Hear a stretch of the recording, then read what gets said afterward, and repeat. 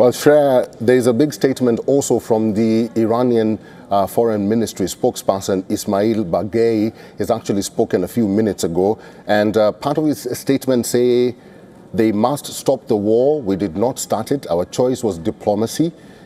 He says all of Europe's approaches are contradictory. Any violation of the law and any breach of moral principles in the United Nations Charter will have consequences that affect every single human being on earth. It's quite interesting that he did mention Europe, because yesterday Europe came under so much criticism because when the initial attack happened, Europe backed President Trump. But now, days later, they were calling for de-escalation and they were calling for diplomacy. But now Iran says you did it the wrong way. That's not how you do it. That's right, Eric. Europe has been cautious now, perhaps not initially, but they've been very cautious in how they respond. Remember, UK's Prime Minister Keir Starmer as well spoke about how they will not get directly into this conflict. There are other countries as well who've been very cautious. They've condemned the kind of violence that has happened. They've also expressed concern about a head of state being killed by foreign strikes. But at the same time, they have not completely gone against the United States and Israel.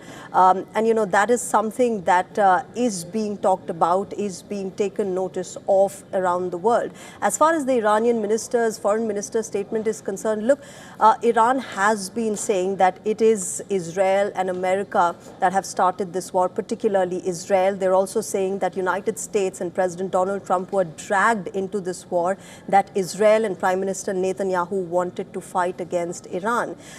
This is also something that the Omani foreign minister had said earlier, that as far as the talks were going on, the diplomatic talks, whether in Geneva or in Oman, where it had been decided that Iran will stick to zero enrichment, that it will not make nuclear weapons that will be used against the United States of America.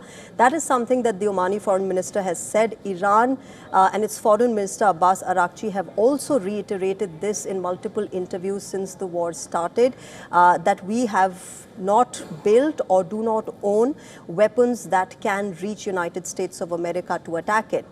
On American side, of course, we know that they have been saying that there was always a constant nuclear threat from Iran. The Israelis have spoken about it as well. But particular and more important to note is that the Pentagon report itself also allegedly says that there was no immediate pertinent threat from Iran against America. So, there are a lot of questions that still remain unanswered, and we will have to wait on whether we will ever get those clarifications on this war and why it was started.